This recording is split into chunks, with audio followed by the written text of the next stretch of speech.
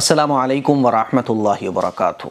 شب برات آنے والی ہے اور جیسے جیسے شب برات قریب آ رہی ہے لوگ پوچھ رہے ہیں کہ مفتی صاحب شب برات کب ہے، کون سی تاریخ میں، شب برات میں کیسے عبادت کرنا چاہیے۔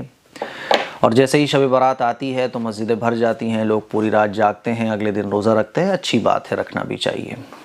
شب برات کب ہے یہ تو میں بتاؤں گا ہی آپ لوگوں کو، لیکن کچھ ضروری باتیں میں آپ لوگوں سے شیئر کرنا چاہتا ہوں۔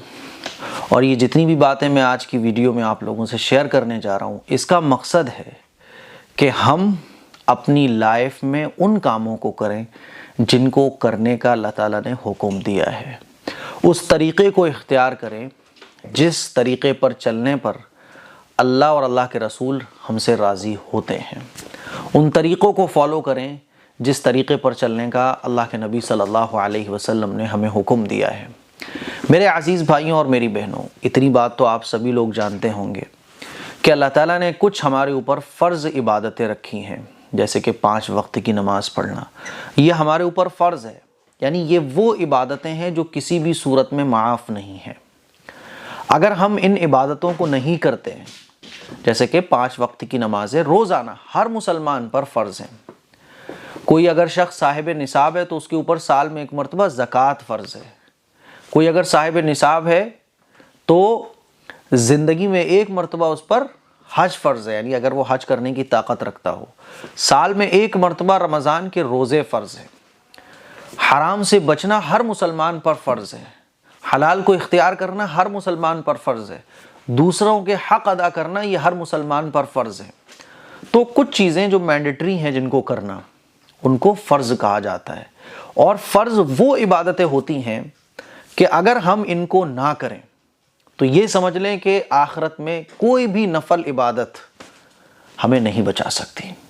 نفل عبادت کام ہی نہیں آئے گی ہمارے کوئی، کیونکہ فرض عبادتیں کرنے کے بعد نفل عبادت جو ہم لوگ کرتے ہیں نا، حدیث سے پتہ چلتا ہے کہ آخرت میں جب نام اعمال بندے کا کھولا جائے گا تو اس میں فرض عبادتوں کے اندر جو کمی ہوگی تو وہ سنتیں اور نفلوں سے پوری کی جائے گی۔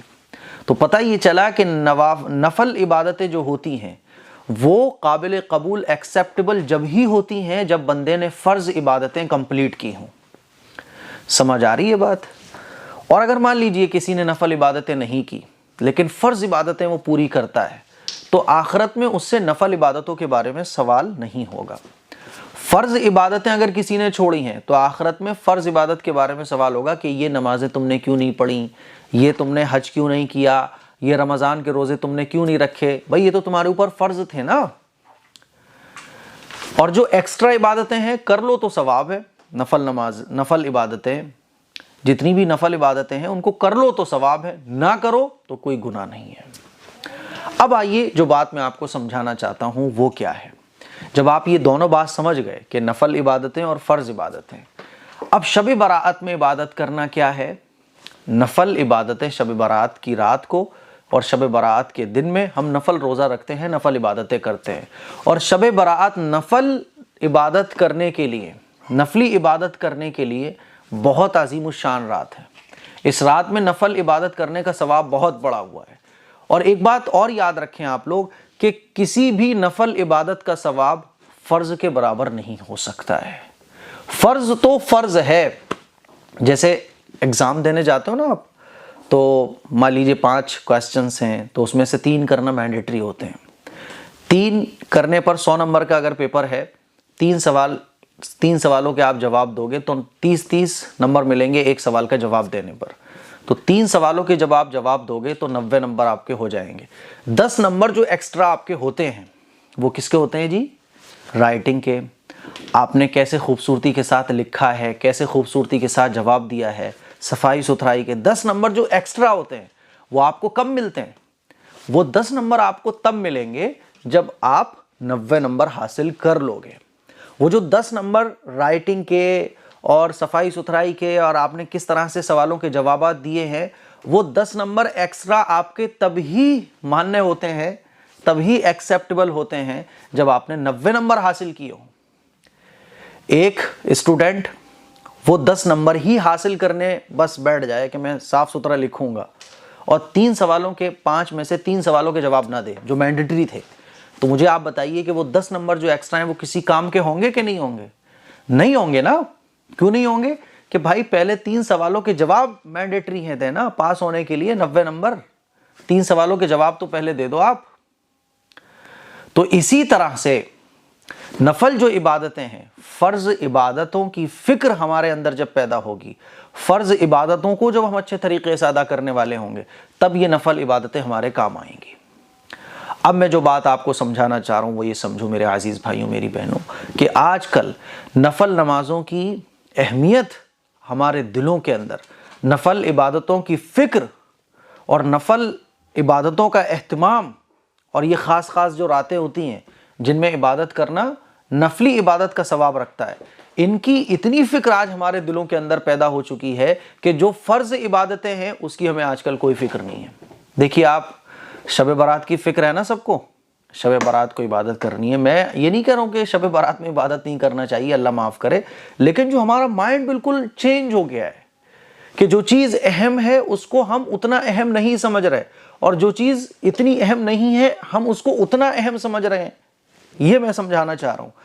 اب دیکھو آپ، شب برات میں پورے لوگ جاگتے ہیں، پہلے سے تیاریاں کرتے ہیں، باقاعدہ چھٹیاں لیتے ہیں، پوری رات جاگ کے عبادت کرتے ہیں، قرآن شریف پڑھتے ہیں. اچھی بات ہے، کرنا چاہیے، لیکن یہ نفل ہے.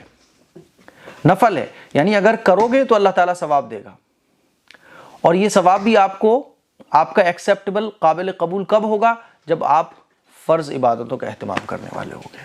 روزانہ کی 5 وقت کی نمازیں ہمارے اوپر فرض ہیں، ہم اس کو اتنی اہمیت نہیں دیتے ہیں. 5 وقت کی فرض نمازیں چھوڑ کر ہمیں کوئی احساس بھی نہیں ہوتا ہے، ہمارے دل میں کوئی فکر بھی نہیں پیدا ہوتی ہے کہ ہم نے فرض نمازوں کو چھوڑ دیا ہے.